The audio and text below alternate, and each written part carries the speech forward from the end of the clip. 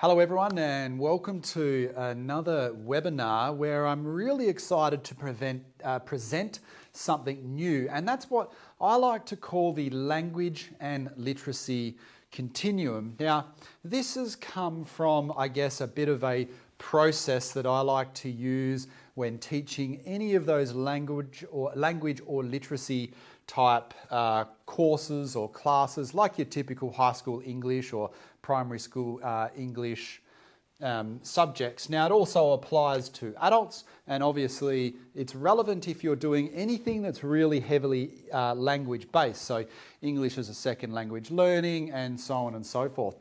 Before I get into that, there are some other videos that I would highly recommend watching first if language and literacy is an area where you're spending a great deal of time, because I think there's some foundational knowledge that's important to understand as a reference point to, or as a, I guess, for a springboard before we start to do this type of stuff here. Now, one of the most important ones was the phonics. I can't remember if I called it phonics or phonological awareness. Watch the phonics video, because that's where I really start, or that's where you start as a teacher or teacher aide or tutor or whoever, teaching the very basics of a particular language. And what happens here is there is something of a continuum used there as well. It's sort of known as a hierarchy, and that's where you start with, I won't even write those up because I'll take up too much room. You start with exposure, and it works all the way through to being able to do things like alliteration and rhyme.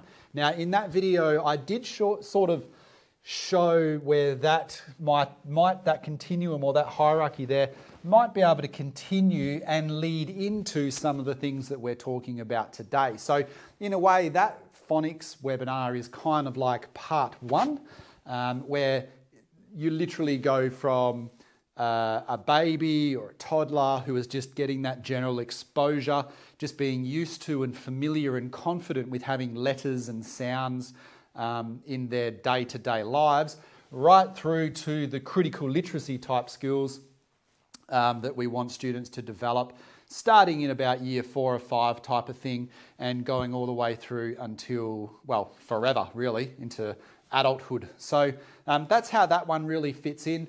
There are some other obvious ones that come to mind. Building on existing knowledge is a really good one. Building on, I'm just going to write EK, and that's because that's not a huge video or a long video, because it's a relatively simple and easy to explain concept, but it's something that's really important because obviously with all these, well, I call it a continuum, but with all these types of videos, the phonics and the literacy or any of those subjects that students study through the whole year 1 to 12 type of thing, and even as an adult, it's important to really think about where they start and that starting point, because students never come in with zero. They always come in with some information. So I would be watching that little one as well. And I think that should be pretty much a good, that should give you a good head start. Oh, sorry, there's one other one called, I think I've called it writing skills. Yes, so look up writing skills. That one's got in it things like spelling and grammar and how to go about teaching those type of skills. They're obviously involved in this process here, and to an extent involved in these processes as well. So that's kind of like a little side avenue, not a side avenue, but it is important, but it feeds into the type of things that we're talking about today. So personally, I think this language and literacy continuum is not perfect. I don't think any approach or hierarchy or way of categorizing things, whether it's the learning styles or multiple intelligences or the phonics hierarchy or whatever it is, none of these things are perfect, and that's because we're trying to categorize something that's that is very complex into nice, neat little boxes. So whenever you see people trying to attempt that, just bear in mind that the reason for that is that it makes it easier for us to approach it, to study it, and to sort of have a fair idea of, in this case, where students are at and where we can direct our efforts and our lesson plans or activity plans or our differentiation approaches and so on and so forth. There's one other one that I would actually recommend, and that's my one-on-one instruction. So that's a really good one, particularly the aspects about the diagnosis and treatment of issues and gaps and things like that. And another one actually off the top of my head is remedial. Actually, it's the other way around. It's intervention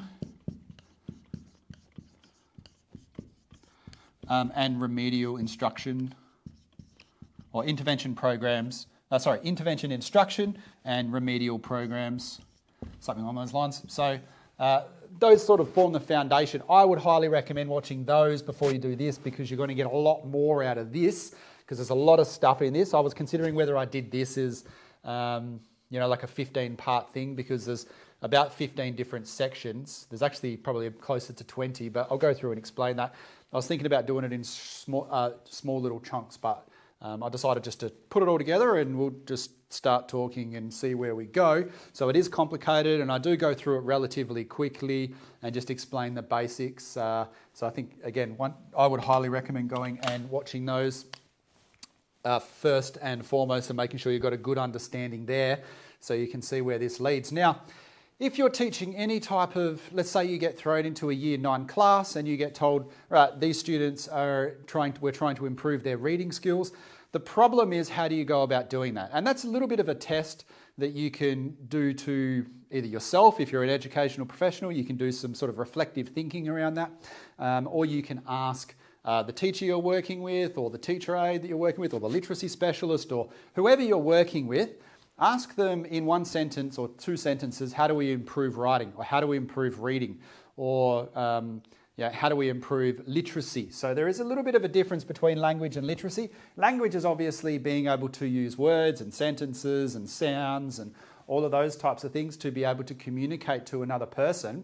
Literacy is the end result of that. So literacy's got a lot to do with understanding and being able to send messages backwards and forth. Usually it involves language, but not always. It can involve pictures and things like that. So we mainly talk about literacy in terms of critical literacy. So that's the ability to take a critical lens, as the academics say, to take that critical approach and to be able to deconstruct and think about why authors or people who create things that have language in them or that has messages in them, so what is known as a text, why they make certain decisions. So and what effect that has. So there is a little bit of a difference between language and literacy. That's why quite often you see terms like LLN. If you work in the adult education sort of area, you always see that LLN. So obviously N stands for numeracy, and realistically speaking, that's a horrible term, because if you're going to say language and you're going to say literacy, then numeracy should also be mathematics as well, or maths. So it should be LLN.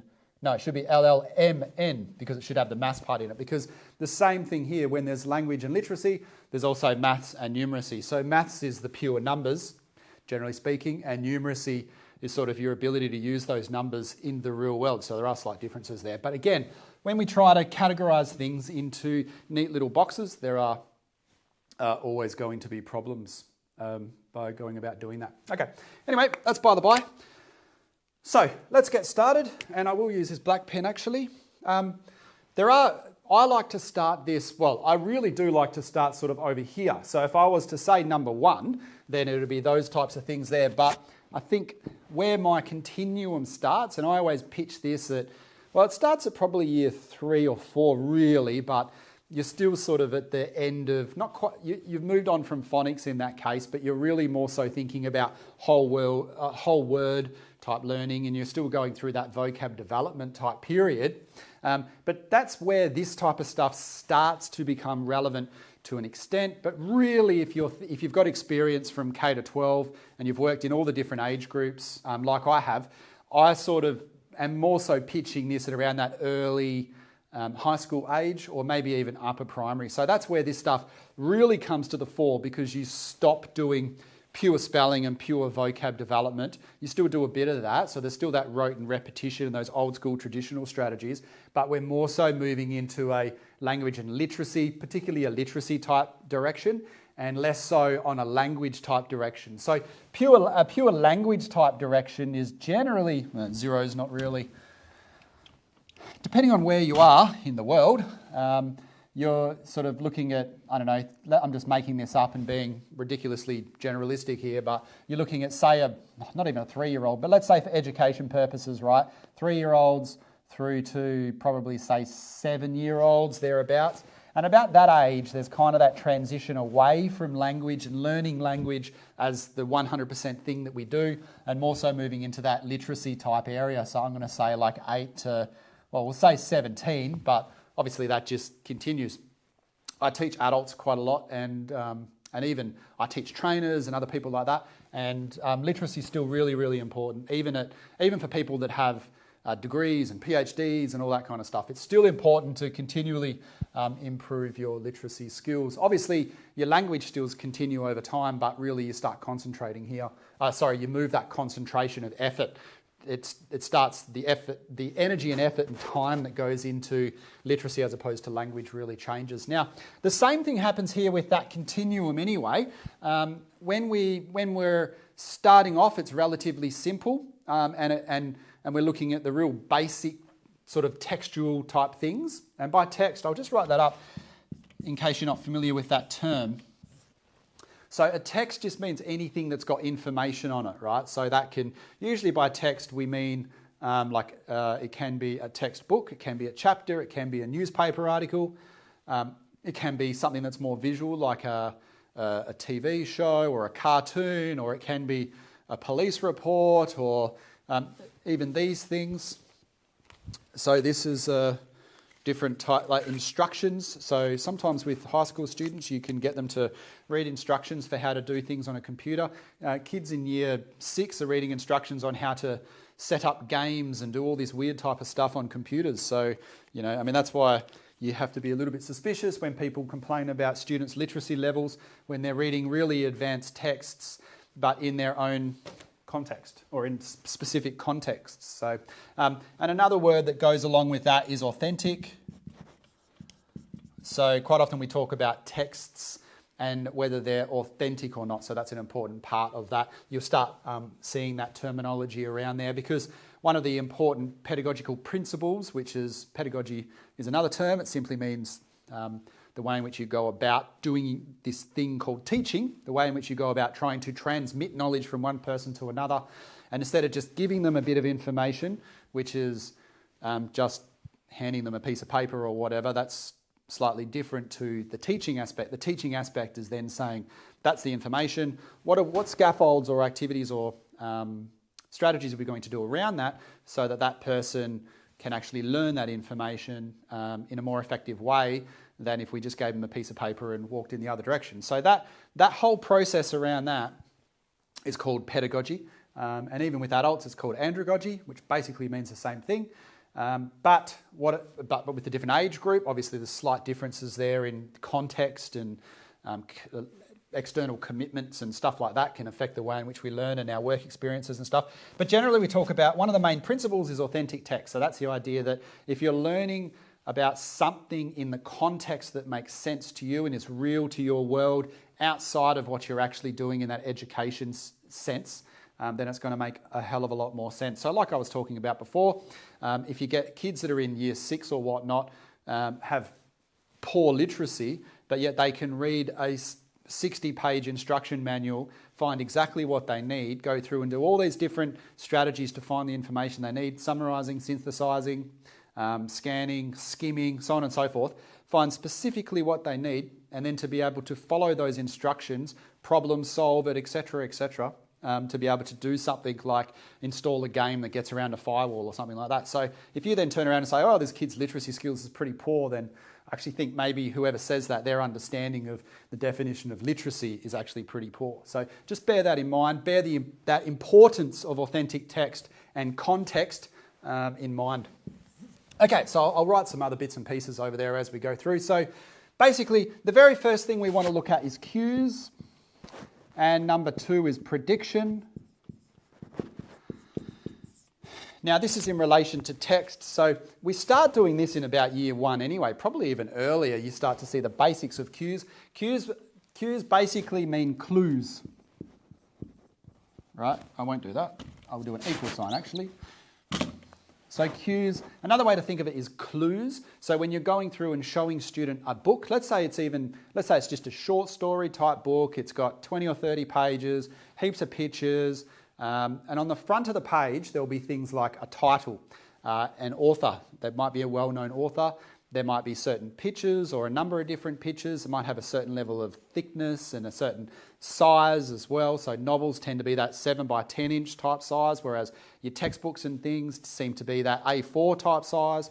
And it makes a bigger difference if you go even bigger than that, which is extremely rare, but you do get those big photography books, for example, or the big, really expensive books where, like the Guinness Book of Record type ones, which I think might be A4 anyway, but slightly bigger than that, and you open them up and they've got more information. So they're more factual based books when they get to that larger size, and they have different purposes. So all of those things are cues to helping us understand what the author is trying to do, what the author is trying to say, and how that influences the person that is interacting and reading that text. So if you look at a title on a classical newspaper type thing, like I don't know, the New York Times or whatever, it will have very traditional type font. So it's going to be formatted in certain ways. They're going to have certain columns that have certain widths and so on and so forth. They choose to have certain pictures. They choose to have certain images in certain places because we know that people read in certain, well, we know people read in certain directions, but we know that people, if a newspaper's like that or a magazine, we know that people read sort of across here, there, and down to the bottom corner type of thing. So they're formatting things in specific ways, and that cue is really where we start to think about what does that mean? So in that sense, the newspaper one might be a year 9 type task, but when we're talking about younger kids, it might be, what do you think this book is about based on those clues that are floating around that you can see? So they might open up the book and on the first page, there's a picture of a teddy bear and so on and so forth. So the first real literacy type activity that we get kids to do, the first real skill is being able to just know what the genre is about, even if they're not using those terms. So genre just, I guess, means category.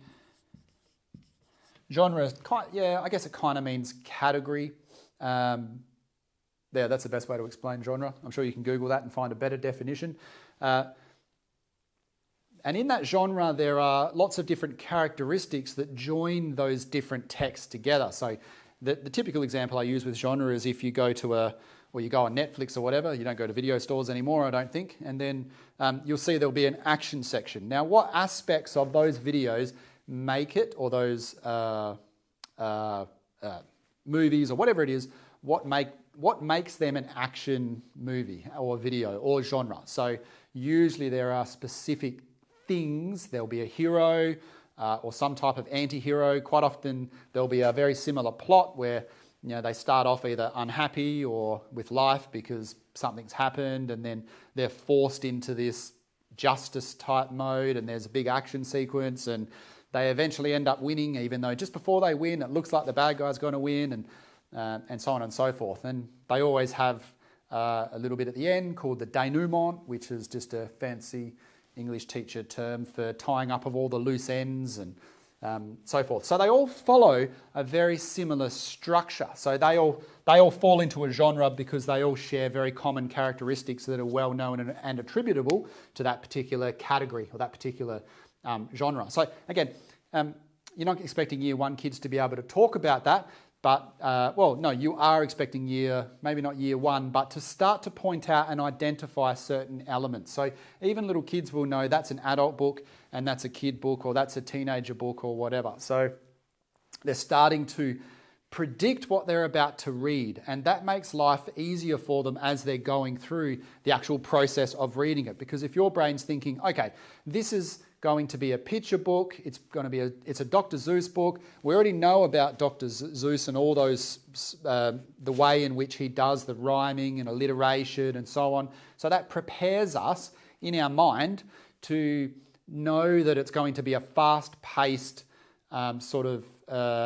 a fast-paced style of writing that has certain pictures, and a certain structure to it, and so on and so forth. It's going to have that humour. It's going to be of a comical sort of slapstick type nature. So helping students and having that discussion about cues, and then using those cues. Sometimes I put 1 and 2 together because they're sort of the same thing, but not really, because one leads to the other. So students may not be able to use those cues to make predictions. As adults, we can do that without any problems, generally speaking, because we'll know that, well, that type of type front on the top of the Washington Post or whatever it is, newspaper, is going to be extremely, it's really old school, something you would have expected to have seen on a newspaper 170 years ago. They're still using that same type font. What are they trying to say? What was the point of that? Well, they're trying to say that we have been around forever. We're a pillar of society and we're authoritative and all this kind of stuff. So they're trying to they're trying to promote a certain response from someone who reads it. Now, quite often, there's another thing that we do when we're talking about texts as English teachers anyway. We always make the assumption that everything that happens is done on purpose. So the authors, the editors, the designers or whatever, they do everything on purpose. Now, what that means is to follow that same example, if you're looking at that type font, you may think, well, that's just what they've always done. But they are making a decision to put that in there as opposed to a Times New Roman or as opposed to a different type of text like you might see in a Dr. Seuss book or something like that. Now, it may seem difficult to, you may be sitting there thinking, oh, I signed up to teach phonics to year 2s and now I'm talking about cues and the newspaper thing and all this. How am I going to, I'm not an English teacher, how am I supposed to do that or whatnot? Well, it's actually very easy and you don't need to spend too much time. You can get those basic year 8, 9 English textbooks and read through them. They go through a lot of these. You can find them at op shops and second-hand stores and whatnot. But another way to think of it is if you're looking at a newspaper, and this is what I do, what I used to teach year 9s and 10s and 12s and 6s and whatever. If you're looking at a newspaper, just circle something. Start at a spot, get the newspaper out and just circle something and just look at it. So in this case, we're talking about the title, right? But let's say that there was an article here and an article there, and one that goes across the top. Well, first have a top-down sort of look at it and think, okay, well, why did they structure it in that way? And why did they do that? And why did they do that? And why did they do that? And why did they put that line there? And why did they put that title there? And why is the price at the top right-hand corner? Is that a convention or is the reason why do they do it there and not there, or why have they got a competition there? Just ask why. Critical literacy, that's all it is. There's nothing scary about it, and even using cues. So using cues is just being able to identify those different things. This is a more difficult example. But at the end of the day, you're just saying, why did you do that? Why did you do that? Why is that story there? Why that story? Why that heading? And just think, what is the different things that could go there? So why did they use that particular word? Why not use this word? Or why even have that story in the first place? And another way to do that is just to look at another one, which is set up completely differently. Maybe not like that, but whatever. So you're looking at this newspaper from one area and this newspaper somewhere different, but on the same day, and they'll have different stories, right? So you can see, why did they choose that story, but these guys chose that story? What effect does that have? What's the point of that? Why would they do that? What are they trying to say? Now, quite often a lot of these things are also subliminal. So this is where it's hard, is that it does affect us as people who view these texts, but we don't really know how it affects us unless, of course, you're sort of aware of these things, and even then you've got to consciously think about it. So there is that subliminal or subconscious element to it, and these sort of processes are a way of developing literacy that helps us bring those subliminal thoughts, the things that influence us without us really knowing, and bringing it to the forefront so that we're conscious of it. So anyway, a bit of a sideline there as I go through and explain things as they pop into my head. This stuff's really not that relevant until later on, until we get to towards the end of the spectrum, towards the end of the continuum. But these ideas around critical literacy and things are really important, and the ideas around being able to, that's called a deconstruction, so being able to deconstruct that text. So this is ultimately what we're doing. We've used language here to learn phonics or whole word, right? So we're learning sounds, letters, high utility words, sight words, so we can see a word and we know what it is as if it was a Chinese symbol or something like that. Now we're moving on to being able to play around with language, because phonics is being able to play around with letters and sounds. That's how I like to think about it, right? So now we're learning how to play around with texts and messages and the way in which things are done to communicate information. And then eventually we want to get to the point down here when we get to number 15 or whatever it is, well, number 15. When we get to number 15, we want to be able to not just look at cues and go, oh, okay, so I think this is going to mean this or whatever. We want to be able to create those ourselves. So that's the eventual direction that we're heading in, to be able to create texts and then to be able to manipulate them. So, okay, so anyway, first thing is cues. Just think of those as clues and start talking about those things with kids so that they can then start doing predictions of some type. And usually, if you ever watched an experienced, say, year 1 or year 2 teacher, they'll do this whenever they're reading a short story. So they'll sit down in the reading corner or whatever, they'll have a few kids, and then they'll say, okay, here's the book. Someone read that title to me. What do we think this book is about? Yada, yada. So they're trying to tease out all that information and to teach them about genre and structures. So we're going to have an intro, we're going to have some stuff in the middle, we're going to have something at the end, like a conclusion or whatever. So they're learning how things work. I guess in the real world, they're learning how we communicate using different genres and styles and so on and so forth, even if they're not using that terminology at the moment. Okay, so this is, I guess, one section here, right? So very, very basic, start in year 1. Now's where we start to really move into, when I say start in year 1, a lot of these things start quite young, but we do them all the way through. We use cues and prediction even in year 11 and 12s when they're studying English literature and stuff like that. But generally, these are where I would be aiming my younger classes and things. If I was to walk in and be told, right, these guys need to improve their literacy skills, you do some diagnostic stuff and their phonics and everything is whole word and stuff is fine. So this is where you'd really sort of get started. Right.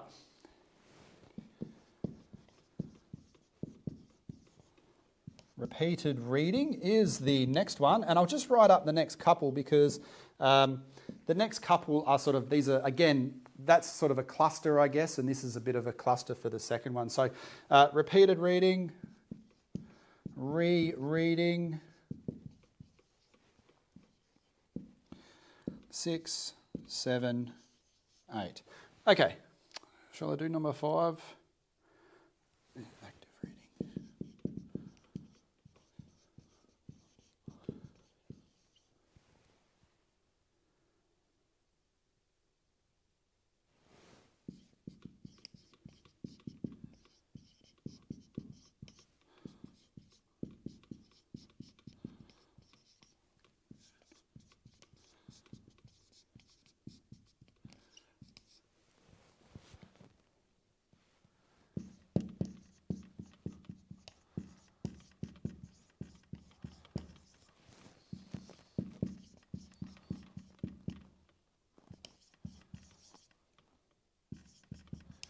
Okay, cool. Sorry about that. So now let's just get cracking so we can get moving.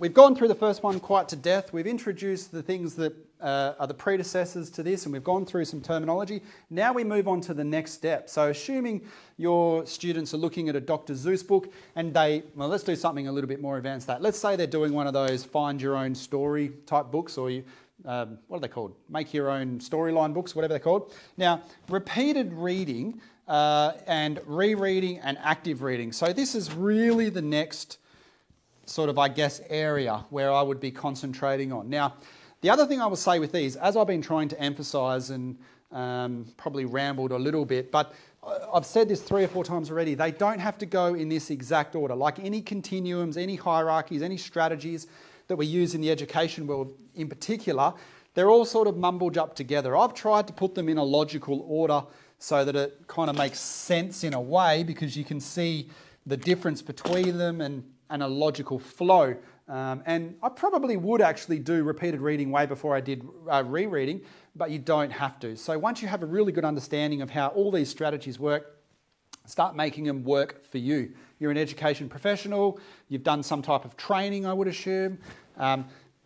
Play around with it and make it work for you. So now, repeated reading is very, very simple. It's quite different to rereading, however. So repeated reading is almost like a phonics and whole word activity, but I've put it after cues and clues. It could actually go up here, but repeated reading basically means that you're getting a text, let's say 100 words or 200 words, depending on their age, say a newspaper column or something like that, and students are just reading over it 2, 3, 5, 7 times. So this can happen in various different ways. So the teacher might read it first, then they might get this student to read a paragraph, this student to read a paragraph, that student to read a paragraph. It may be a sentence each, so sentence 1, sentence 2, sentence 3, sentence 4. It could be a repeat after the teacher type thing. That's another way to do it at the very low level, and all the students are repeating after the teacher. There's very different models where you can go about doing that. Another way is to get students to read together. So it might be teacher read, class reads, student reads, and then students read to each other. So that's another sort of way to do it. And the whole purpose of repeated reading is just to get students to be able to pronounce words, to get used to words, familiar with words. You're not looking for any type of understanding. So that's the importance difference there. All about pronunciation. So that's repeated reading. Now, rereading is a slightly different thing. Well, it's a completely different thing. So don't get these terms mixed up, because they are, when I say they're slightly different, you're still using the same text in a way. Usually this one's a longer text. So if this is, let's say, depending on the student, you might do 2 paragraphs for that one, right? Play around with different size paragraphs depending on your students and things, but let's say you're doing a couple of paragraphs and you've got Year 9 students and they're just doing some repeated reading and they're just going through, just reading a couple of paragraphs from a newspaper article. You want to make this activity as fun as you can and as light-hearted as you can. You're not doing some 1940s read over it, you make a mistake, I'm going to slap you around the head type of program. You're making it fun, you're making it maybe not exciting, but you're not trying to make it too much of a boring, okay, read over it for the 70-second time type of thing. Now, in small groups, particularly if you're a teacher aide or a tutor, repeated reading is a really good way to go about structuring something of a lesson. If you're introducing, say, a text that's at level 2, like a Dr. Seuss book or whatever, repeated reading can really help. You could do that on each page for a couple of seconds, move on to the next page, and so on and so forth. So it's another way to get students to practice different words, to get a feel for sentence structures, to feel comfortable with that text without the stress of having to actually understand what's happening.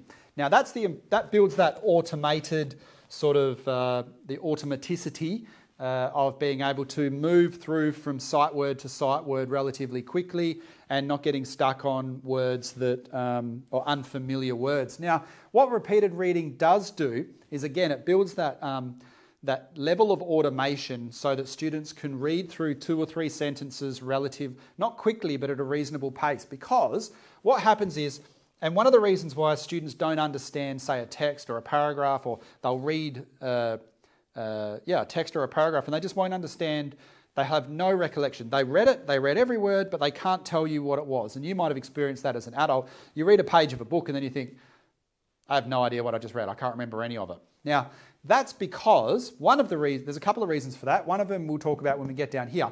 But one of the reasons for that, and one of the reasons for why repeated reading is so good, is because you get stuck on specific words. So let's say each of these, let's say that's a sentence, and that's a sentence, right? And that's a sentence. Now let's say that is a very simple sentence. I hope you can see that. So I've got, I'll use brown. So where I've done X's here, that is a full stop, right? So you've got a set 4 sentences. Is that 4? 1, 2, 3, 4 sentences. So we've got 4 simple sentences, right? Now, for that particular activity, you've gone through and you've done the whole cues thing. You go, what can we garner from that? There's a title, it's a type of book, it's a certain genre. What are we expecting? What are we going to be talking about? Now, by going through that, you're probably going to identify a bunch of key words or different writing styles and things like that. So if you're reading about farming, because on the front cover there's I know it's a magazine about farming or agriculture or something like that, don't know why I thought of that example, then it's likely that it's going to have certain types of words in there.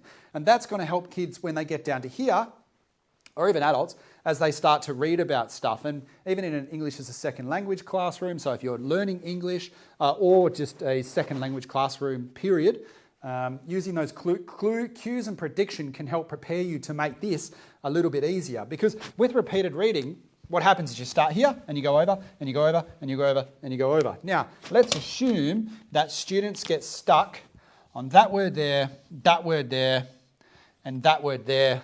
And let's do another one, that word there, because either they don't understand that word or they just can't really pronounce it properly. They're not that familiar with it, and they get there and go, and then so they do that one relatively easy, this one relatively easy, but they really get stuck on those two words. Now, for a student, you think about our short-term memory and how our short-term or working memory works. And in your working memory, you can only hold so much information. So in the memory, as you're doing a task, you've got all this information.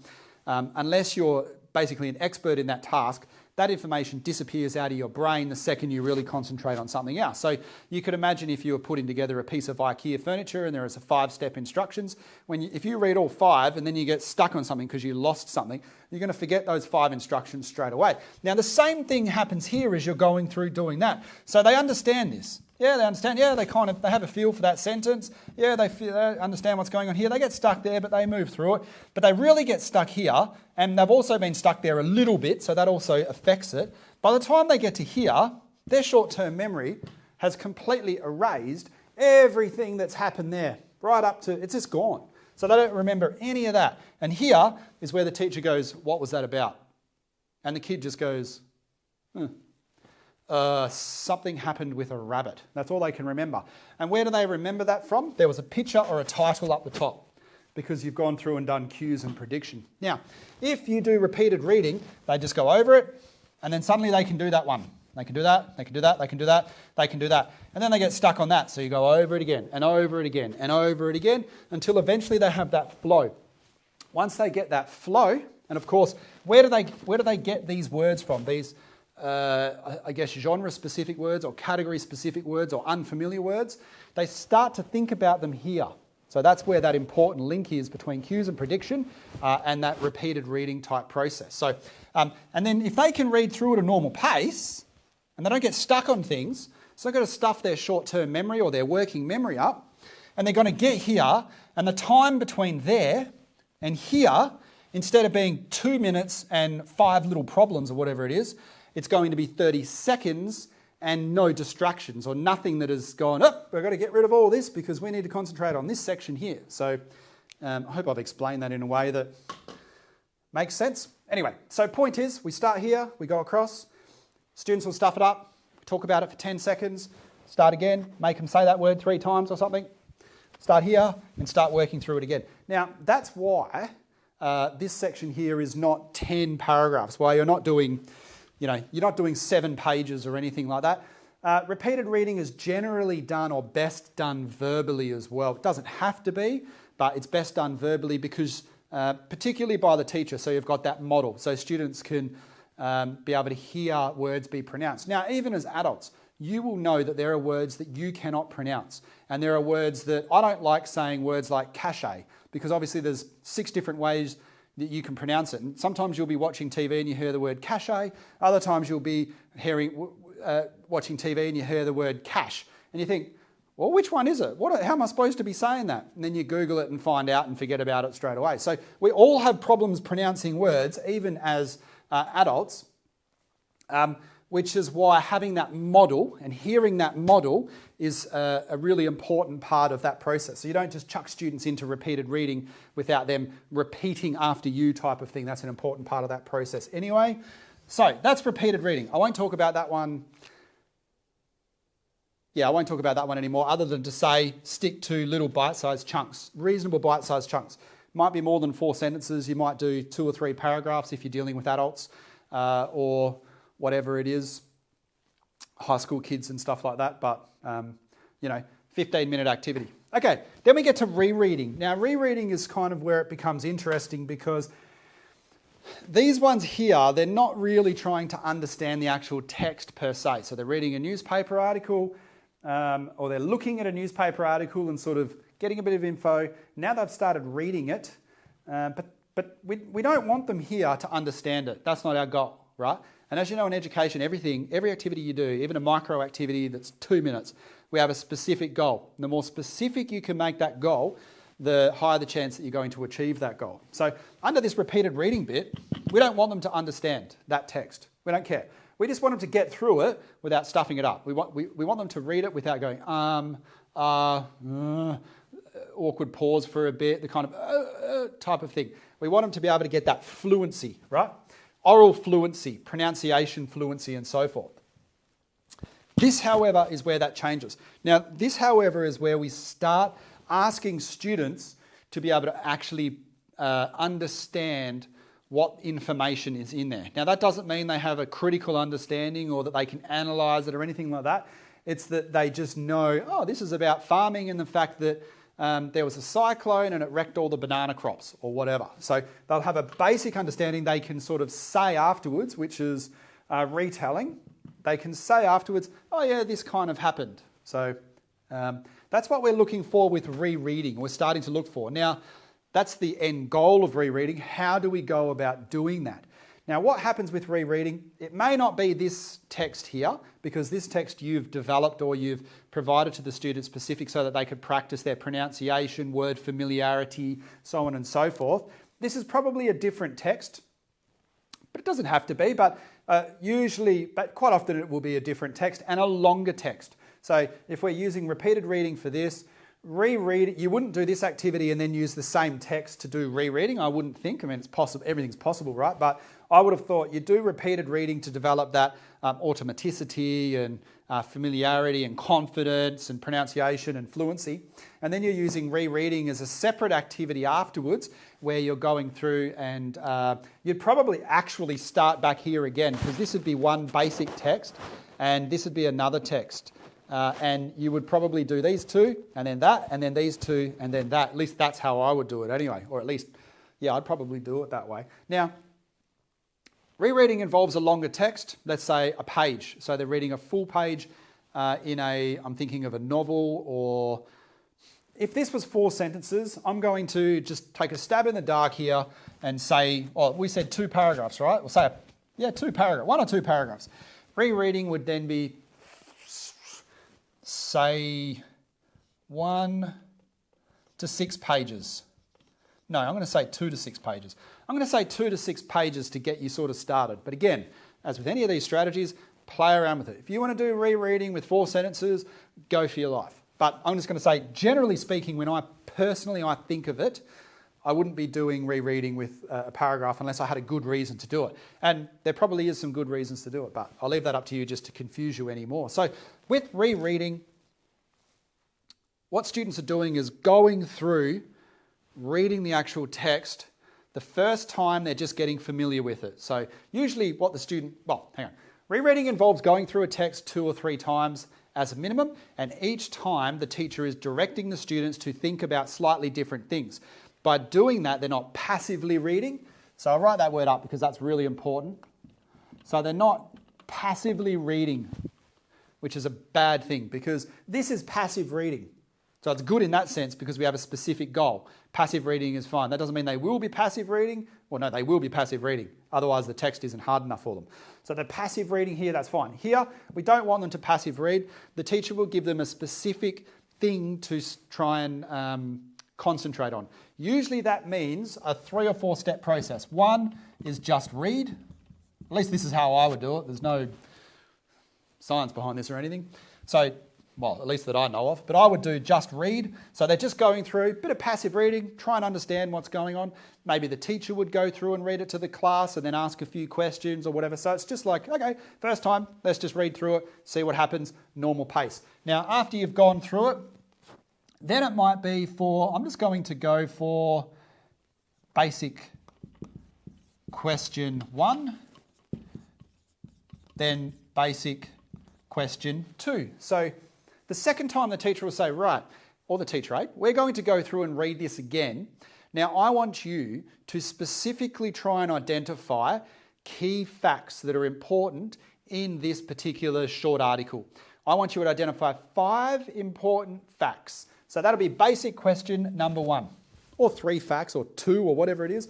The teacher might say, I want you to identify any dates or names. So the point is that you're directing their reading somehow. So you're helping them to do a thing that's known as active reading, which is why that's in this category. So active reading means you're pushing them in a particular direction instead of, that prevents them from passively just reading a text and not understanding anything at all, or having a very little understanding. Now, by doing that, by directing their learning in a certain, by directing their reading, they're not only going to pick up that information. Let's say this one we want dates and names, right? And that question could easily be, if you're reading a Dr. Seuss, your question could be, what happened to the rabbit, or whatever. So it can be more specific. It can be, if you're in high school, you might be asking about the setting or the location, or you might be asking about for a summary. That's a particularly difficult one. Summary is, I haven't even written it up, but that, I think, it's number 13 or so. So there are a range of different things that you could do there. And I've just written basic question number 2. So when you go through and read it for the 3rd time, you're asking students for more information. Now, you might use some type of graphic organiser to do this, or what is known as an advanced organiser, which I've got a video on. I don't know if I called it advanced organizer. No, it's called graphic organizer. I'm going to call it. But this is a type of graphic or advanced. No, the video I've got is called graphic organizers, I'm pretty sure. This is about an advanced organizer, which is a type of graphic organizer because we're doing it in advance of accessing that text. Now, that could be simply a KWL chart, which is probably the most common one. And that's where you're just dividing up what you know, what you want to know, and what we've learned. So students write in what they know, so that's their cues and predictions. They have another column where they write in what they want to know, so that can be the questions that the teacher's sort of directing. And then they've got what they've learned. So after they've read it, or as they're learning, or as they're reading it, they're pulling those key facts out, if that's the question that you've asked them, and putting it into what I have learnt column. Now, there's lots of different ways that you can do. That's just one thing, one type of advanced organiser. For older students, they can just take notes, although I probably wouldn't. Taking notes is actually quite a difficult task that even 1st, 2nd and 3rd year uni students really struggle with. So maybe you could develop your own type of advanced organiser as well. For example, if you're doing a Dr. Seuss book, you may want the student to come up with a timeline. That can be another thing. And you provide them with a timeline. You can just draw it on the board and then they can just copy it down and they can come in and write it. Or you can select students to come up on the board and write in what happened at different times, and figure it out that way. So another one that I like to do is sort of the character development type thing, is where, in what limited space I have left, I have to start rubbing stuff off soon, you've got a piece of paper and you'll draw a character, and then you've got all these little bubbles that come out, and students have to write in those little bubbles information about that particular student. So you could give different groups in the class or different individuals, or have everyone concentrate on one character in that particular, whatever it is, story or documentary or anything. Well, in this case it's rereading, so it wouldn't be a documentary, but and they have to just write bits of information in there about that one character. So there could be 6 characters. They have to, maybe you can choose a character for them or whatever. There's a million different ways you could do it. But point is, that's called an advanced organiser, and you can easily invent them yourself. There's lots of different ways that you can go about doing it, and millions of different examples online. So point is, rereading is basically a multiple step process where students are being directed in the way in which they go through and reread over and over again, usually 2 or 3 times, usually in the same session. So they'll do it once, they'll take 5 or 10 minutes, have a chat about it, etc. Do it a second time, but they're directed in a very specific way. Have a chat about it, do it a 3rd time, and they're directed in a very specific way. Now, at the end of that, 3 times is usually enough, but at the end of that, they should have a thorough understanding of that text, because even though they're concentrating on these things or on these things, didn't I draw another one up? No. Even though they're concentrating on specific things, they're actually going to pick up lots of other bits of information. And one of the things that happens and why that's so difficult for students to actively read without forgetting all the stuff is because what happens is there is so much information. There's so much information. Even in this thing here, this simple little sentence structure, paragraph structure where there's only 4 sentences of a few words each. There's so much information contained in each of those sentences, right? It's a Dr. Seuss book. There's going to be rhymes and alliteration and there's lots of pictures and all this other stuff, and that's just a basic book. So you're expecting students to remember all of that, even if they understand all the words. Then they've got to remember all of the next bit. Then they've got to remember all of the next bit. And what we know is that there's that, I think it's called the magic number 7. We can only remember really between 5 and 9 things. I think it's 7. I think they call that the magic 7. I can never remember. So trying to get students to remember that, well, they're really remembering 4 things there. If you're doing a whole page, it's pretty hard for people to remember 72 things on a page, particularly if there's multiple adjectives describing things and describing characters and so on and so forth. So if you can direct their learning or direct their attention as they're going through and reading it, then they'll be like, I've got to concentrate on that bit there. And found another one right there. So it's almost like a word sleuth, or a word find, as they call, depending on where you live, they call them different things. So anyway, that's repeated reading. Now I've already covered active reading, so I can get through that quite quick. Active reading, as I erase stuff here so I can make up some more room. Active reading is basically that process of going through or the ability to go through and read with a certain level of understanding and confidence. So it's the opposite of passive reading or passively reading a text. And it's really important to help students develop those skills so that they can actually actively read something and understand what they actually read, because you can imagine what that would do to their confidence if they didn't understand what was going on afterwards. So if they couldn't explain it, or they would read, let's say they wanted to read a short story and that's what they were being assessed on some text, and then they have a test, then they have to do answer 5 questions on it and they don't have a clue. So having that as a key, again, these all go together, right? So having that as a key sort of final one after these two, that's kind of like that plus that equals active reading, I guess you could say. And that's your goal. So before you start moving on, that's active reading is really your goal. And that's the idea that students are seeing a text and they've got that ability to go through and read it from start to finish and the end understand. But they're doing it, in most cases, you're trying to get them to do it so that they're not going through that 1, 2, 3, 4-step process that they have to go through to do rereading. That's really the difference there.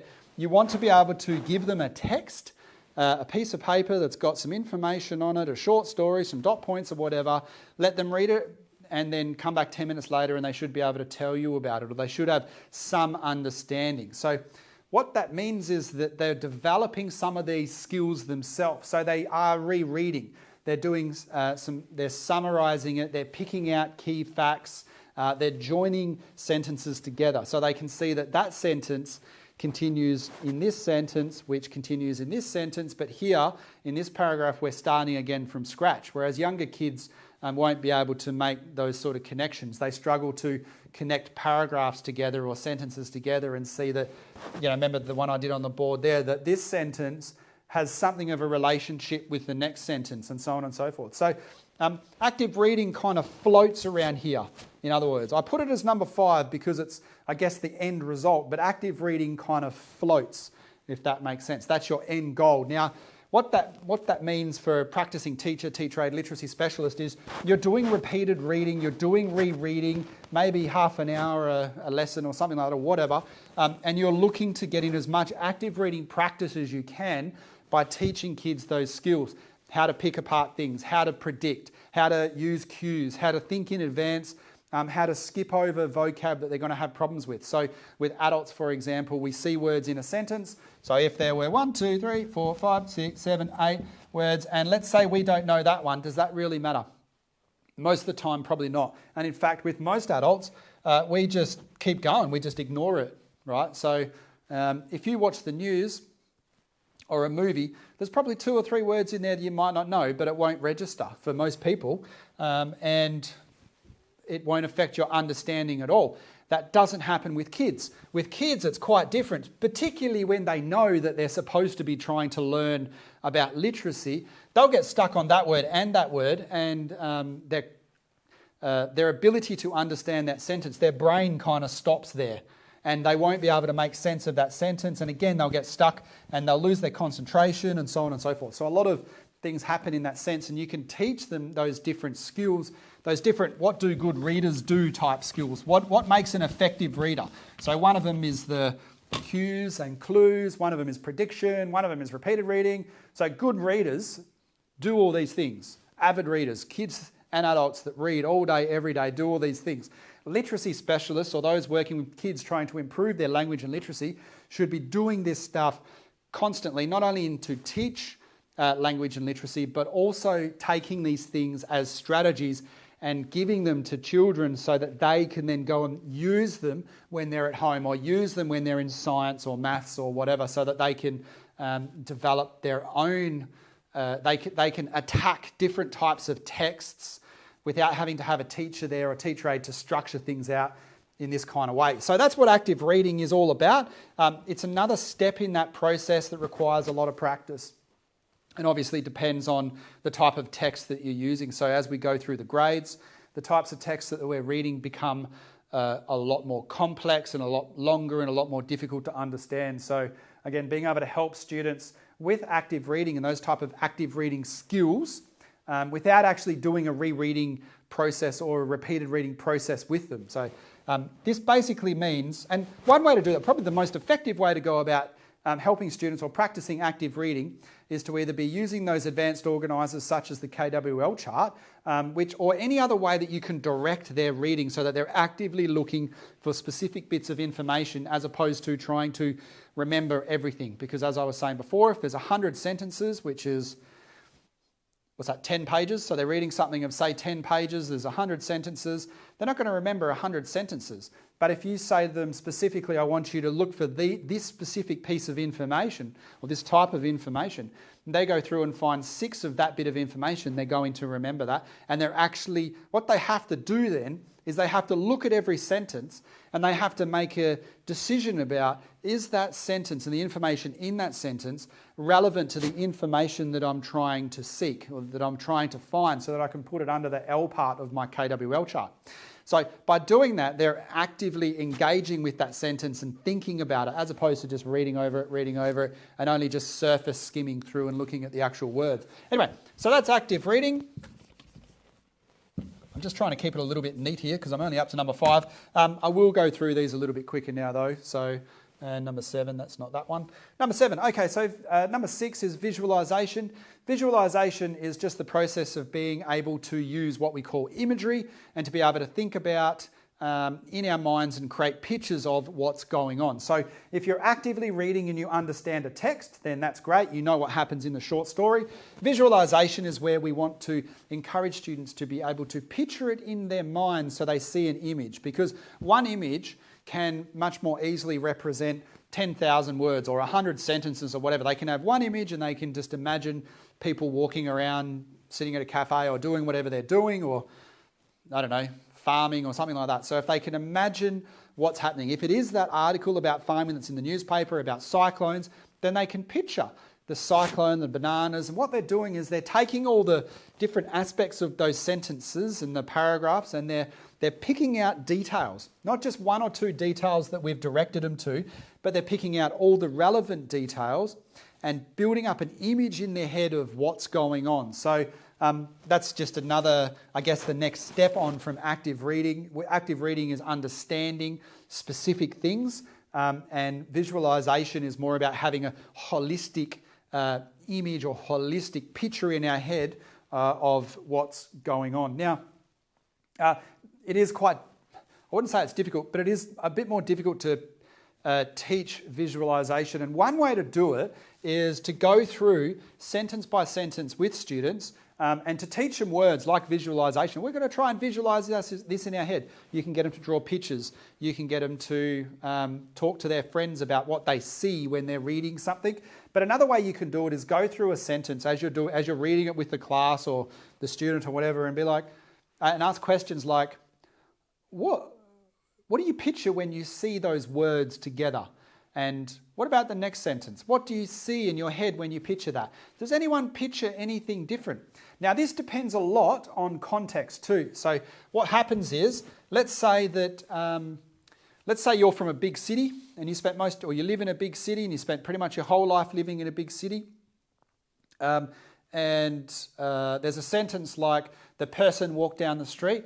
Now, the street that you're going to picture is going to be completely different to the street that someone who lives on a farm is going to see, as a basic sort of rule. So if you live in a big city and I said, and you read something that said, the person sat in the shop and looked out the window.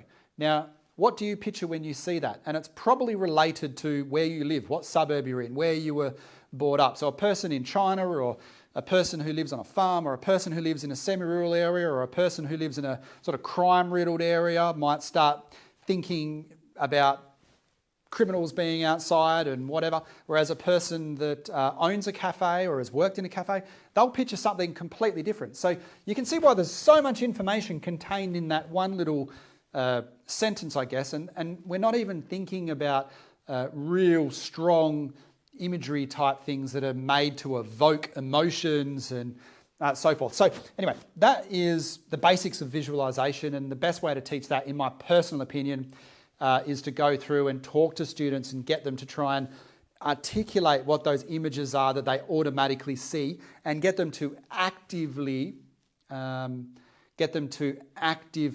explain to other students as well as to you what they're seeing, to actively think about those images, not to just let them pop in their head and disappear, but to hold on to them and to think about and talk about them. So that's the process of visualization. Now you can imagine that they're getting a slightly better understanding here. You can see how they're getting a better understanding of these texts as they go down. Okay, now another way to think of visualization is you're also, that's not just being able to see things, but it's being able to feel things as well, as sort of cliche as that sounds. So if the writer or the author or the producer of that particular text is trying to make you sad, or they're trying to make you happy or excited or inspired or whatever it is, you're sort of visualizing that feeling as well. So there are lots of different elements to this, but visualization again is more so about taking a larger sort of view of the whole text. But to do that, we also need to look at what we see when we look at little parts of the text. And so that's visualization. Now, retelling, just quickly, is the ability to be able to not only visualize, not only understand, not only go through and just read it and sort of have an idea of and pronounce it and things like that, but actually be able to now take that next leap. And this is a big leap, right? We're now able to tell other people about it. So we're almost an expert on that text in a sense, because we're like thinking, well, I understand this really well, and I'm going to explain that to other people and tell them what I read about. So you can imagine reading that newspaper article or that Dr. Seuss book or a blog or whatever it is, and then going through this process or whatever part of it you want to do, and then being able to sit down with another person and explain it. Now, retelling is not rereading. So you're not just going through and just reading out certain aspects of it. Retelling is saying what happened or what were the most important details that you learnt about in the active reading part, and that, of course, you were visualizing. What are the most important things that you need to know in the limited time that I've got to explain this to you? So that's a very hard task. And it actually involves doing some other more advanced things, like summarizing and synthesizing information, because you're taking bits of information from page 1, bits of information from page 2, from page 7 or whatever, and putting it together and trying to prioritize what's important, what's not important, and so on and so forth. So they're becoming a storyteller here. They're starting to, they're becoming a storyteller. They're starting to now move away from, I don't want to use the word passively because that has a specific meaning, but they're starting to move in the direction of creating their own text. So now they're reinterpreting, recommunicating, and creating a text of their own, so their own interpretation. So there is something of a big leap that goes between 6 and 7. It might not be difficult for a lot of students necessarily, but it's like a shift, I guess you could say. Okay, now number 8 is consolidation. So that's basically, consolidation is really, well, there's a couple of different aspects that I'll say to consolidation. So consolidation is almost like a review process. It happens after the review process at the end of activity or at the end of a lesson or the end of a learning sequence, whatever that beeth, that really says, okay, here's all the stuff that you needed to know, whether it's for a text or whether it's about phonics or whatever, maths. Here's all the stuff you needed to know. And let's go through and review what you do know and what you don't know. So that's the whole purpose of a review against the criteria that we set. So against the learning goals, learning outcomes, that kind of stuff, right? We all know about SMART goals, S-M-A-R-T, all capitalised. Look that up if you don't know what SMART goal is. So that's the review process, and I did a lecture on reviews, but all of my webinars I talk about reviews because it's extremely important to do on a very regular basis. But then after we've done a review, we need to do some type of consolidation. So what consolidation, it does two things. One, it takes all the little bits and pieces that you've learnt, or that the students have learnt, and it pulls it all together into one activity or one schema, I guess, one understanding or one piece of understanding. So if students have this piece of information and that piece of information and that piece of information, all these different bits of information together that are separate, say they learnt that in week 1, that in week 2, that in week 3, consolidation is about pulling it all together so that it becomes one big piece of information and they can see how they relate to each other. So they can see how that piece of information relates to that, and that piece of information relates to that, and that relates to that, and that relates to that, and they can see how that doesn't relate to that, and so on and so forth. So that's the basics of consolidation. And what it also does is if you're doing, say, if you're doing, say you're doing maths, right, and you're learning about, well, let's stick to this. Say we're learning genre, and we're learning about action heroes, right? There are certain characteristics that make the genre of action. There are heroes, there are villains, and so forth. Now, you may have learnt about one characteristic there, one characteristic there, one characteristic there, and you want to pull them all in together at some point at the end, which is why consolidation generally goes after review, but quite often there will be a review, if you want to get real technical, that will also follow the consolidation. So it goes review, consolidation, review. So what we meant by consolidation, as I did a little diagram, was let's say we've got 3 lessons here, 3 lesson plans that we do, and then we do some type of review, and then after that we do some type of consolidation activity. That can be a whole lesson or just part of an activity. And in that activity, what we do is we're trying to say, okay, this is week 1, this is week 2, this is week 3, or topic 1, topic 2, topic 3, or whatever, and we're saying, okay, we're going to make sure that we understand not only these 3 things, but how they relate to each other, how they join together and what aspects they have in common and so on and so forth. So that's important in terms of important in terms of a teaching strategy per se, if you've got multiple topics, but also in terms of, I guess, a concept and a level of comfort and a level of ability that your students are at before you can let them move on to some of these more difficult things over here.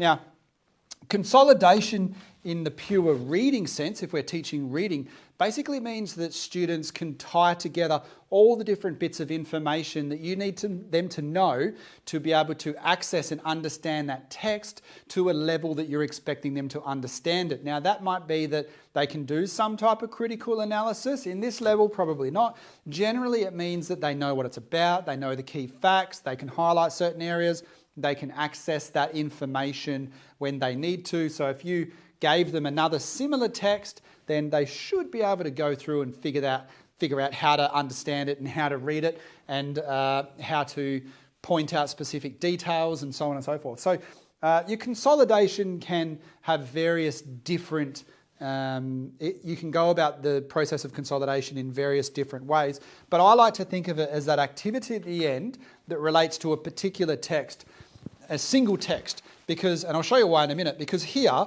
this process here is generally thought of, well, I think of it as being one text. So you've got the one Dr. Seuss book or one article about growing watermelons in Antarctica or whatever, and that one text goes, this whole bit here, I'll do it on this side, this whole bit here is one text. So obviously you start off there and you're talking to students about the cues and trying to predict what's going to happen.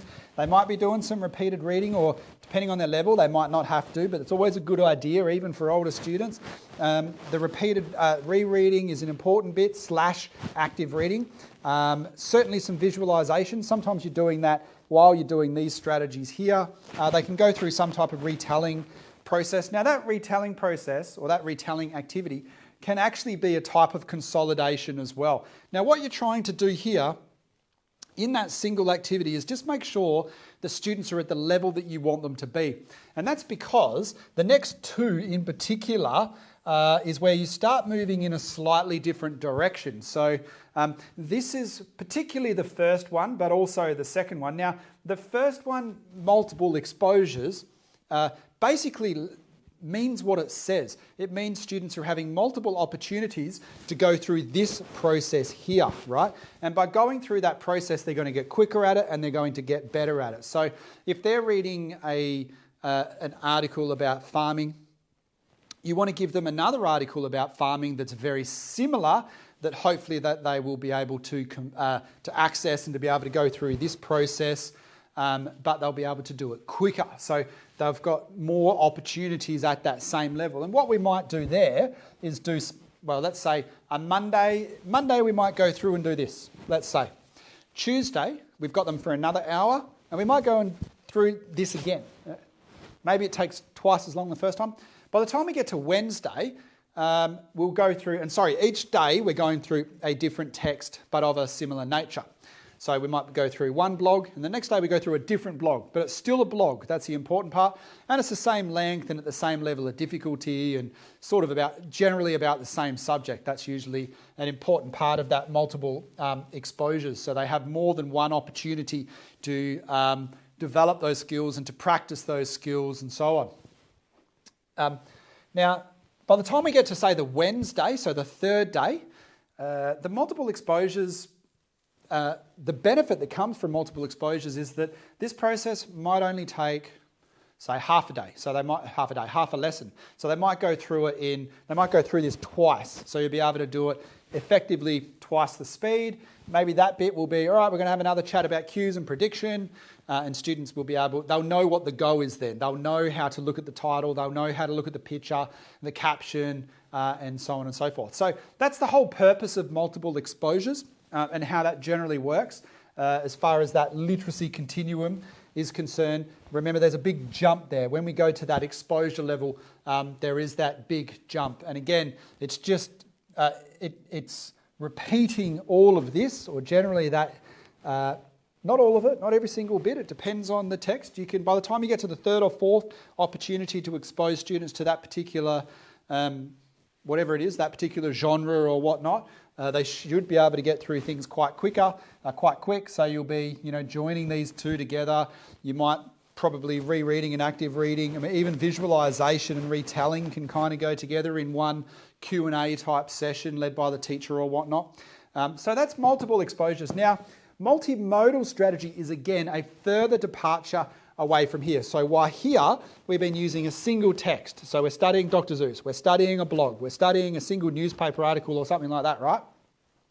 And then they're getting multiple opportunities to do that, albeit with slightly different texts. Now those different texts, or by different authors or whatever, are all of the same type. So they're all newspaper articles, or they're all short stories or poems or whatever. So they're all pretty much the same. They're three different picture books, or, well, not picture books, but sort of those early childhood books or whatever you're doing, they're all very similar. But with the multimodal strategy, modal comes from, sometimes I just say multi-mode, but I think modal is probably the right term.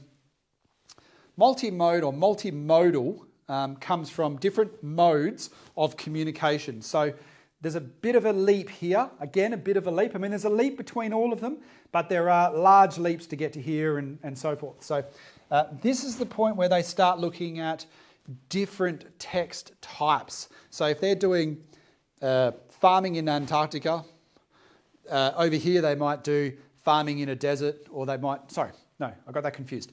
If that's the first one. For the multimodal, if they're doing farming in Antarctica and it's a newspaper article, then they might be watching something more visual, which might be a documentary, or it could be a blog, or it could be some type of YouTube video or anything like that. So they're of different text types. You might be listening to an interview on the radio or a magazine article or something like that. So you're going for the same type of topic in the same area, but you're moving into a different text type. Now, obviously, that will mean that they have to do this, but to a different text type. So that obviously improves their literacy quite a lot. And what happens is they start looking at cues and being able to make predictions by using video, by using podcasts, accessing videos, podcasts, magazine articles, a police report, an instructional manual, whatever it is that you're using. They're able to do these types of things and apply what they already know, but in a slightly different context. So the cues will be slightly different.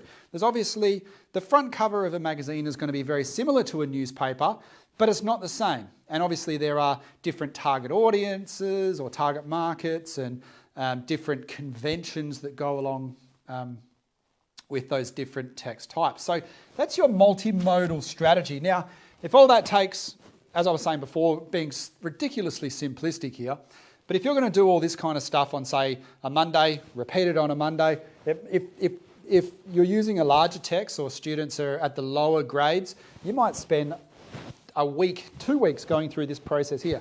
But let's just assume we're going through it 1 hour at a time. So you could do that on a Monday, on a Tuesday, on a Wednesday, you're probably going to go through it twice.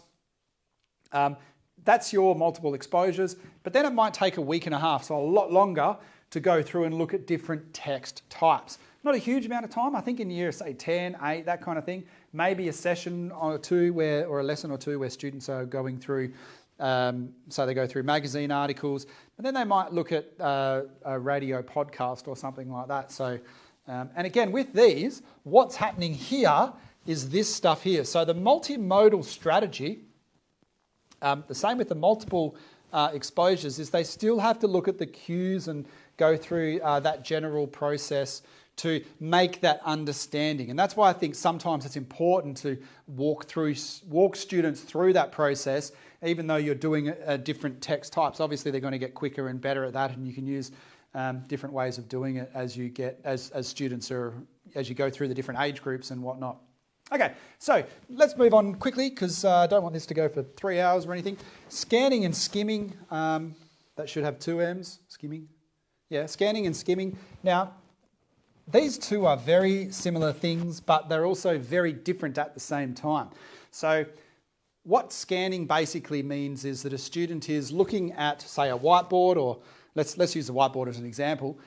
Scanning just is a 2-second, okay, I see what's happening on here. Yep, done. That's all scanning is. So if they're looking at a magazine cover, 2 seconds to look at the cover, quickly have a think about what it is, move on to the next bit. There's a little bit of reading, but not very much. So I just think a second or two. So it's just a quick look.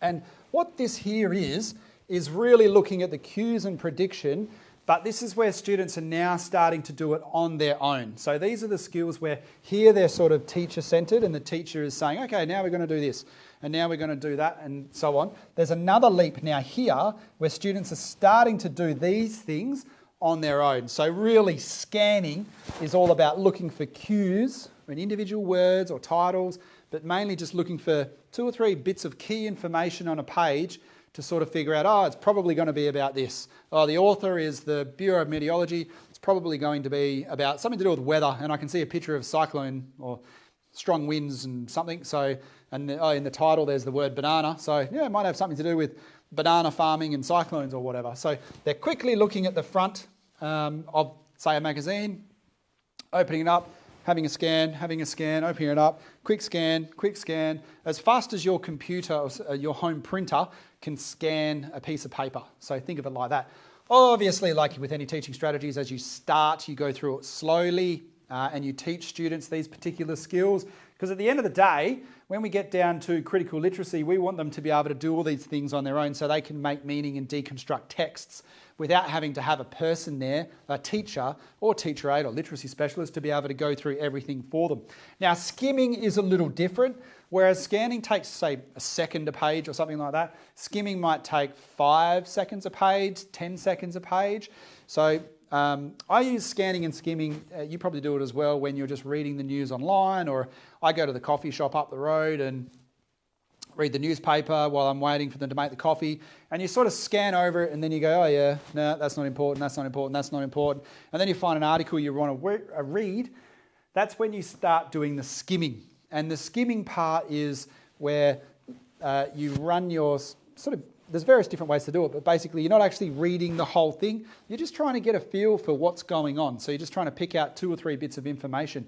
So you might read every, I don't know, you might, if you run your eyes over, if there's a column like that and there's 10 words across, you might just run your finger over it about that speed and just go through it and just read 2 or 3 words on each line. You might read the first sentence and the last sentence. You might read the caption or whatever. So it's a bit more in-depth than scanning, but it's not quite active reading. So you're not down at this stage here.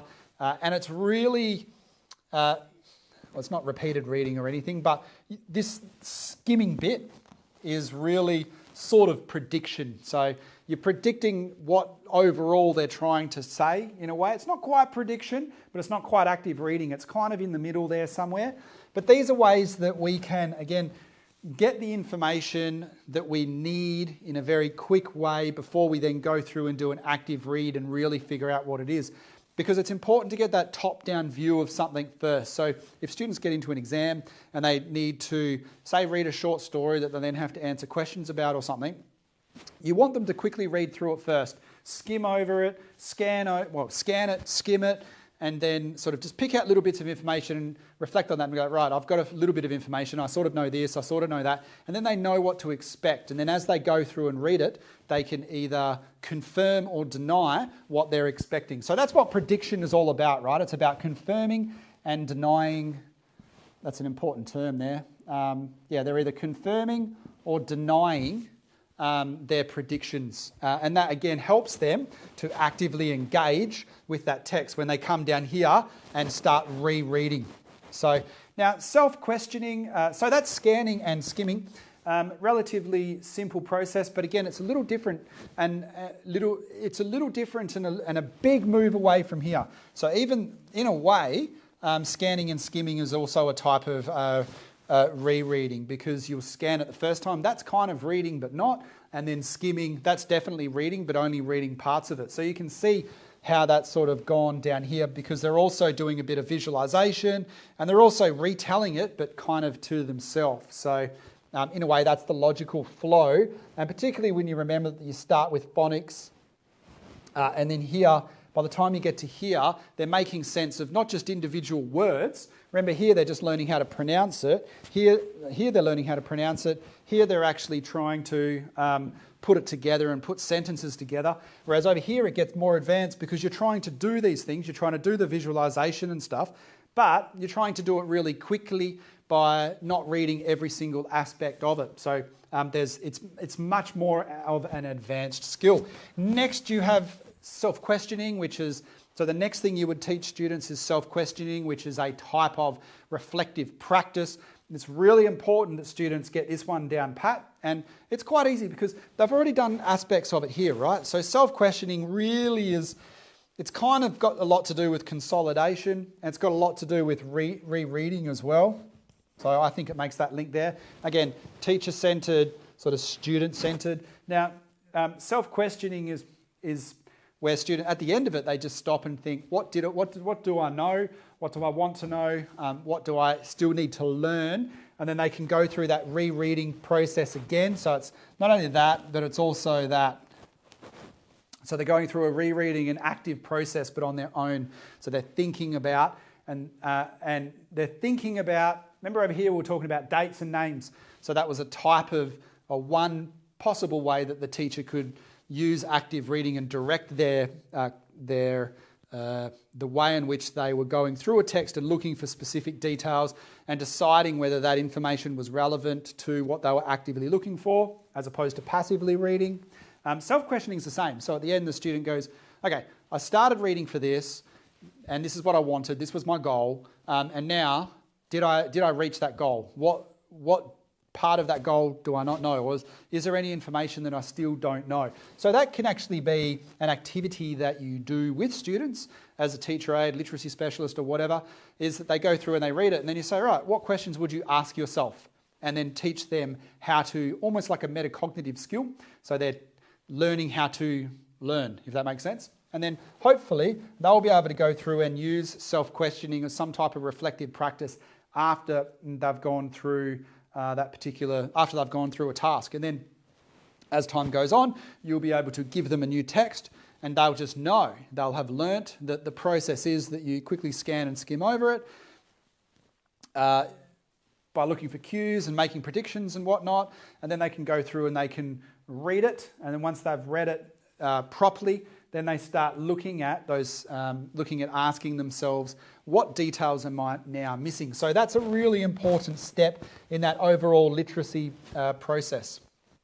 Now next is a little bit of movement in a different direction here, because so this is all the basics, and then over here we started looking at different types of text and so on and so forth.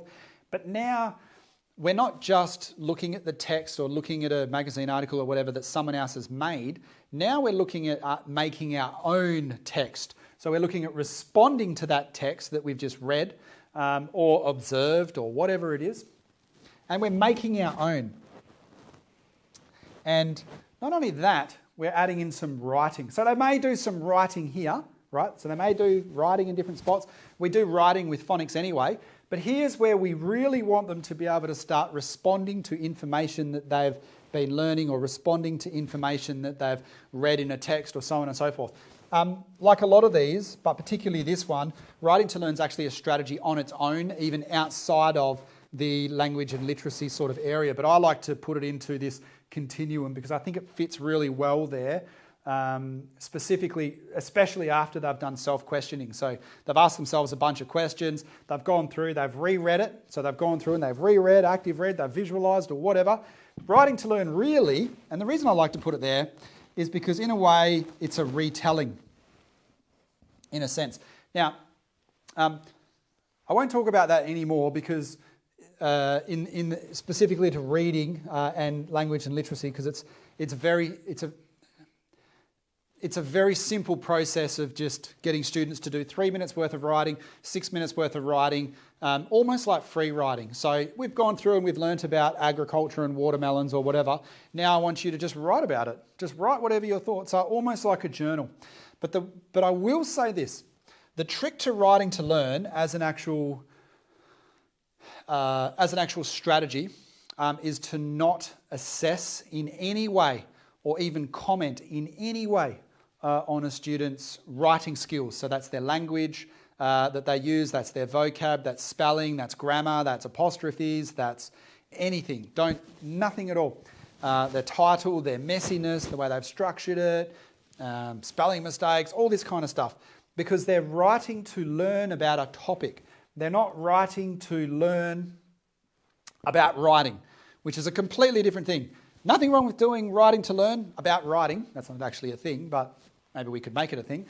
But Writing to Learn as a strategy, as it is known around the world, is, one, it's really popular, but two, it's specific to, it's a type of consolidation actually. So actually it should actually, yes, it's that one, but it's used as a consolidation thing, and it's also used just to get students to free flow write and to get used to writing, to get happy with writing. So they're trying to integrate the stuff that they've learnt while they're being exposed to different text types for starters, different text types for starters, and in a sense, they're also using this type of stuff, all the writing skills and all the grammar and whatever, but it's just practice. It's not rote, but it's repetitive. So you want them to just write and just get used to writing and just enjoy writing.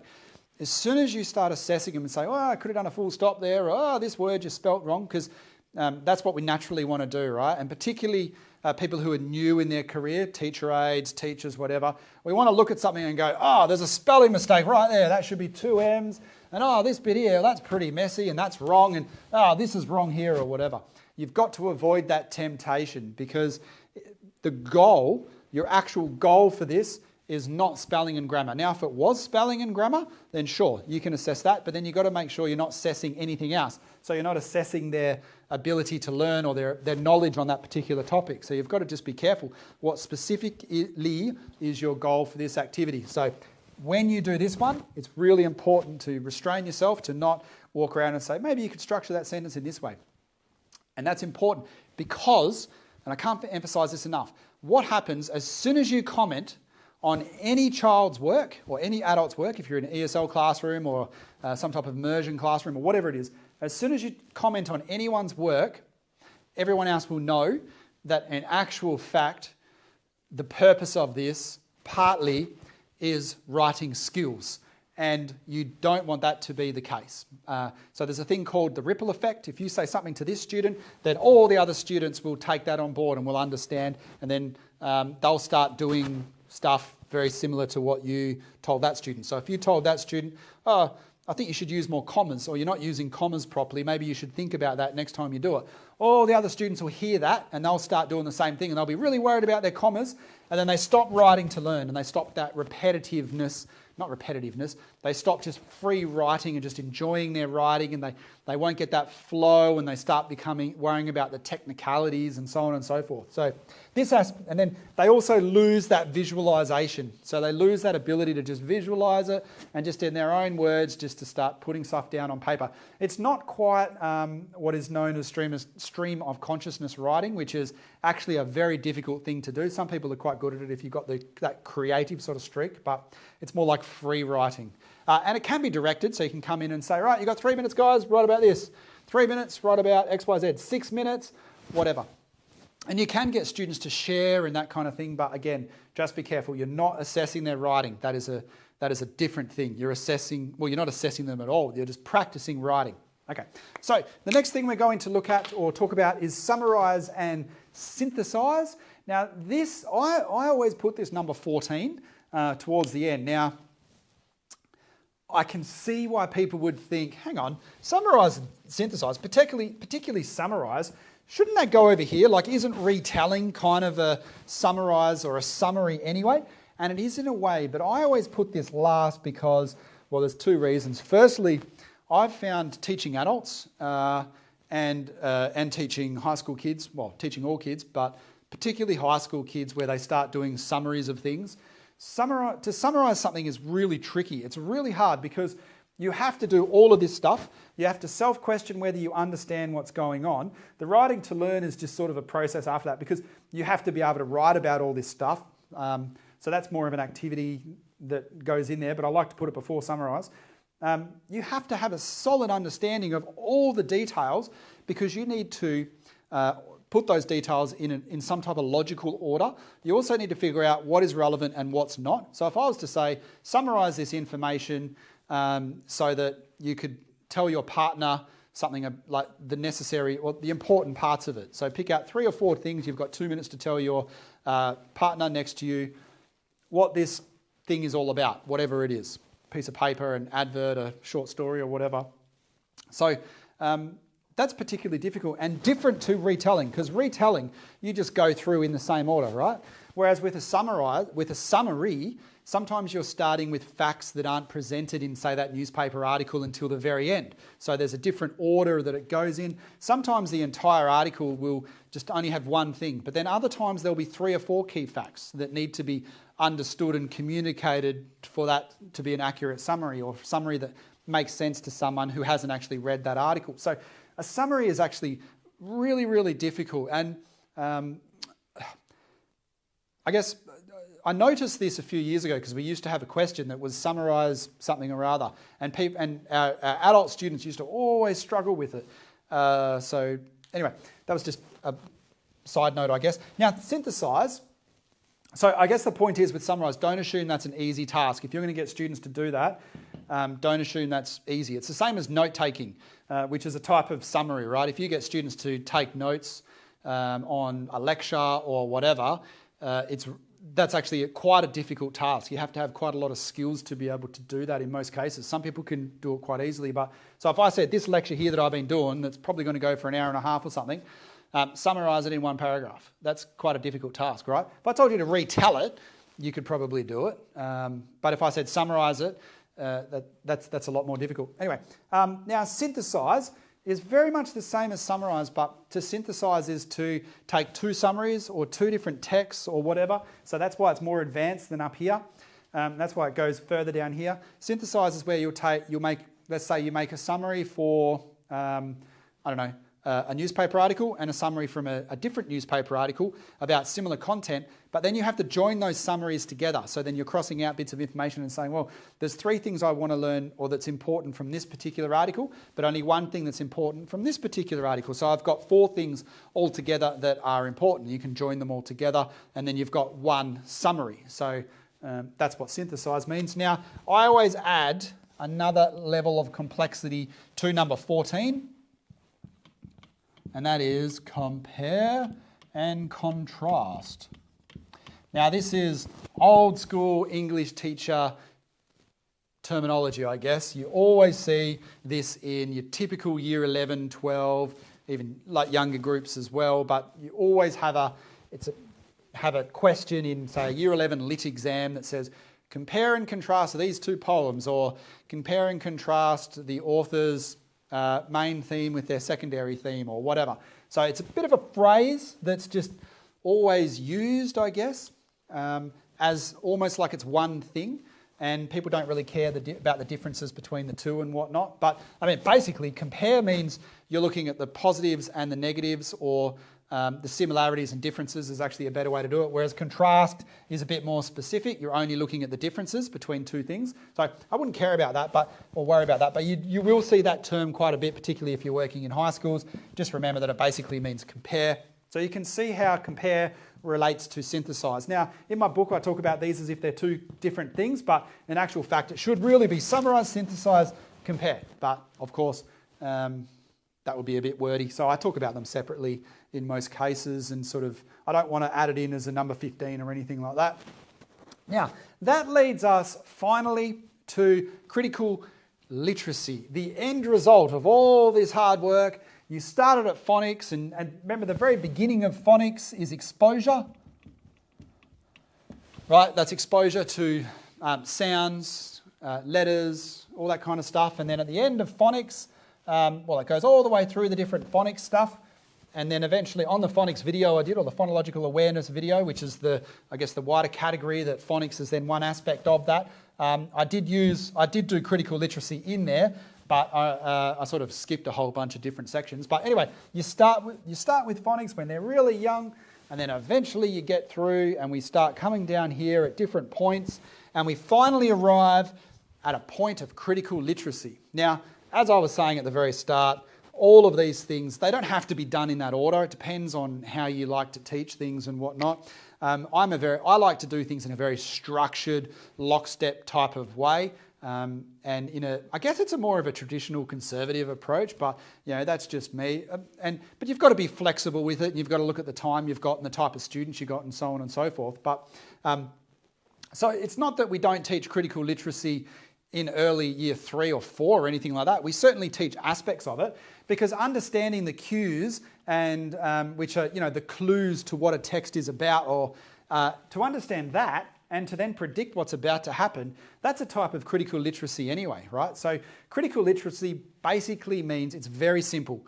It means that you can look at something and be really critical of it. It means that you can, and what we call to deconstruct something. So deconstruct means you can pick it apart. That's all it is. And if you remember at the start, I don't want to rub that off because I know people like to take little screenshots. So you remember at the start, let's assume that was a newspaper, let's say a magazine, and you've got a title at the top, and then you've got an article there, you've got a picture there, another article there, or whatever. Critical literacy just means you look at it and go, well, why did you do that? Why? Just look at all the different aspects of it and just ask why. If you're watching a doco, just go, why did they call it that? Why did they use that font? Why did they use that presenter? Why did they use that camera angle? Why did they use that lighting? And think about all the different alternatives. That's all that critical literacy means. One of the things I always recommend is that if you are teaching in high school and you're not really sure, even if you're working in the literacy sort of space and you're a little unfamiliar with critical literacy, it doesn't seem to make that much sense to you, or and how to go through that process of deconstruction, go and buy those year 9, 10, 11, 12 English textbooks because in Australia in particular, when we talk about English as an English class, we're mainly talking about this stuff. We're not talking about literacy. Well, we are talking about literacy, but we're mainly, and that's probably a better name for that sort of particular class. We call it English, but it's not language. So it's not English language. And we generally put it together, so it's like the same thing, right, in the same class. But it's more so around literacy as the primary thing that we're trying to develop, and language as a secondary effect. Whereas in the early primary school area, and I think I went through this at the start of the webinar, language is the big emphasis, and we slowly move in the direction of literacy. So there's a de-emphasis on literacy in the early years because it's quite difficult. But that changes over time to the point where in upper grades, it's got almost nothing to do with language. We happen to be using it, and the teacher will comment on it and help them with, say, a sentence structure and stuff like that, but we almost completely move away from that. And what is known as an English class in year 9, 10, 11, 12, year 8, whatever, it's actually a literacy class, or a critical literacy class, with a little bit of language chucked in there. Okay, so that's not everywhere. That's not to say that's what happens everywhere, but and the reason you know that is because teachers are using texts and basing their entire what they're teaching around different types of texts, even if they're using textbooks, which do add a heavier language emphasis, those English textbooks and whatnot, because they will have spelling words and things like that for grammatical points that they raise and whatnot. Now, that's not to say that's best practice or not good practice or whatever, but it's just to make a comment that to think about anyway, the emphasis you're placing on language compared to literacy in a particular class or whatever if you're teaching. So I like to try and, even in year 11s and 12s, I like to push towards that language direction a bit more than most teachers, in fact quite substantially more than most teachers. And I used to work in one job I worked in senior schools with 20 other English teachers. So compared to where they're at, which is, and a lot of them actually move away from literacy and go more even to the next level, which is literature. So that's where you're getting into more historical texts or even contemporary texts, but that's quite a different thing altogether. So I think it's important to think about where you're at and what you're trying to teach and specifically what your goals are. Is it a language goal, literacy goal, literature goal? Anyway, critical literacy sits in that bit there and is really about being able to deconstruct those texts and being able to identify why authors did what they did. So why did this author use that title? Why did they use the heading? Why did they put that there? Why did they put that there? And again, the idea that there's always this idea, there's an assumption that authors or producers of text, not just authors, do things for specific reasons. So why did they use that particular picture or that particular heading? Why did they use that word? Why did they use that sentence? Because it evokes a certain type of image in the person's head, in the reader's head. So why are they describing this politician in this way? Why do they choose that angle for that story? Why do they even do that story? So that's all that critical literacy area. And I'm not sure if I said about 5-10 minutes ago, I recommend buying those year 8 to 12 textbooks, English textbooks. I think that's what I started to say and I sort of went off on a tangent. Buy those year 8 to 12 textbooks at your op shop and second-hand stores. They're really good. They break down, some of them don't even use the word critical literacy, but it's about pulling texts apart. So why do they use that camera angle, that lighting, that character? What is that? They're dressed in a certain way. Why are they wearing a tie? What does that say about that person? What image are they trying to convey? And what messages does that send to the user, to the end user of that text? Why did the author or publisher or whoever, why did they do it in that way? And what other options could have they gone through and what effect would those other options have? So obviously to be able to do that, to be able to look at a text and to be able to, analyse it in that way, to think about it and pull it apart into different ways, to be able to do that, it'd be really hard to do that if you didn't have the skills to do all this other stuff before it. So, there's no way you can do critical literacy without understanding cues and what they mean, because that's kind of the precursor, that's the basic critical literacy. Cues are just those building blocks in a way, right? And these are just different ways in which we try and understand the text so that we can pronounce the words, so that we can understand the content in there, so that we can visualise. Visualisation is just active reading on steroids, being able to understand it even better. Consolidation obviously is important to make sure that all that information that's relevant, that's important, is definitely in their brain, and then being able to do it in a wide range of different circumstances and contexts. And then here we start to be able to understand more complex texts without necessarily the over-the-shoulder, teacher-centred type. This is what we're going to do now. This is the information you need to know. So students can scan and skim on their own, ask their own questions, write about things on their own, summarise and synthesise things on their own. And if they can sort of write about it and summarise it and synthesise it and think about it, then they can start pulling it apart and understanding it at a critical literacy sort of level. And I think I'll wrap it up there. That is my take on language and literacy. Please watch those other videos, as I was sort of saying before, because they are the precursor to this video. And that is what I like to call the language and literacy continuum. I hope that helps. I hope it's useful. I hope you can pick out bits that are good for you. If you don't like parts of it or there are aspects of it that don't make sense to you, I'm perfectly happy for you to just think, oh, I'm not going to do that. I'm going to move this to here and that to there. And to be frank, every time I talk about this or anything related to that, I change it anyway. So you should also be doing the same. Don't listen to me and think everything I say is perfect. This is just one possible way that you could go about doing that weird and difficult thing called teaching. So that's the language and literacy curriculum, and I certainly hope it helps.